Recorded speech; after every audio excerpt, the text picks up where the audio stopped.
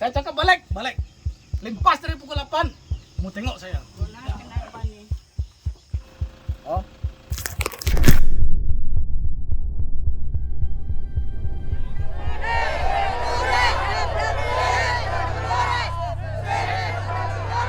Kehilangan hutan tropika primer terakhir di dunia akan membawa akibat yang sangat buruk. Hanya beberapa dekad yang lalu, hampir seluruh Pulau Borneo diliputi oleh hutan tropika.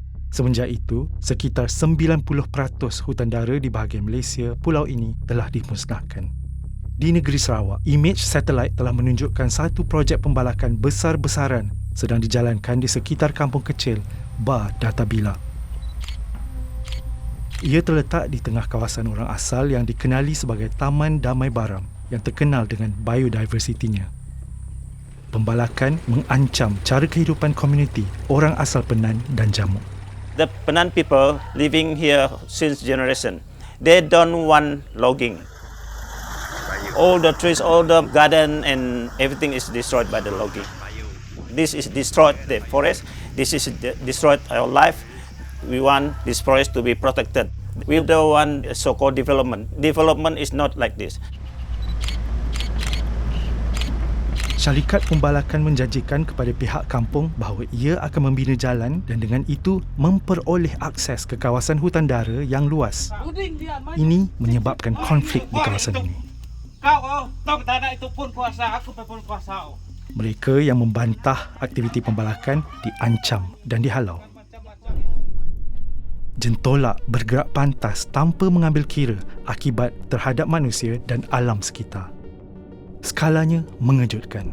Setiap bulan, lebih daripada 160 lori mengangkut sejumlah 4,000 tan kayu balak keluar dari kawasan hutan ini.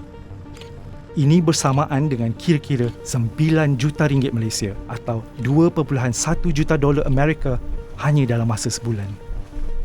Di sebalik semua aktiviti ini ialah syarikat Malaysia, Borneo Land Timber Resources.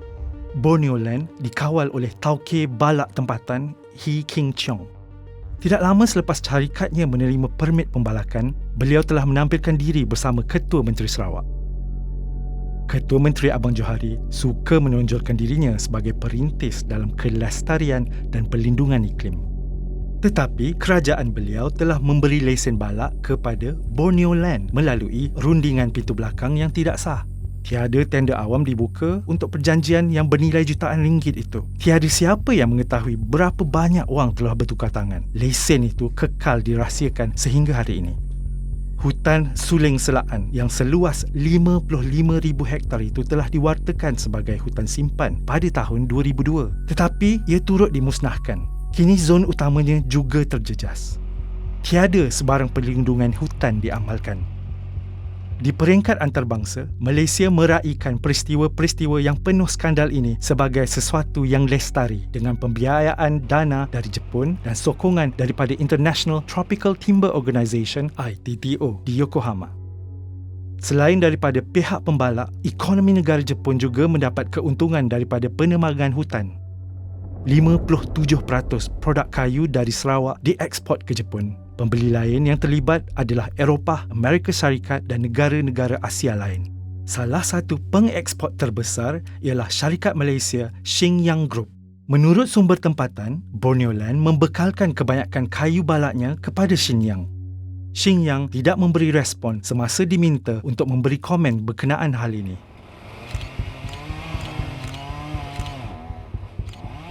Pembalak telah menyebabkan kerosakan yang ketara kepada hutan yang digunakan oleh kaum Penan dalam aktiviti memburu, memancing dan mengutip rotan. Pembalakan secara besar-besaran menyebabkan hakisan tanah dan pencemaran sungai serta air minuman. Penebangan hutan mengancam biodiversiti yang luar biasa di habitat ini. Komuniti yang tinggal di sekitar hutan terancam memasang sekatan jalan dalam usaha menentang pencerobohan Borneo Land.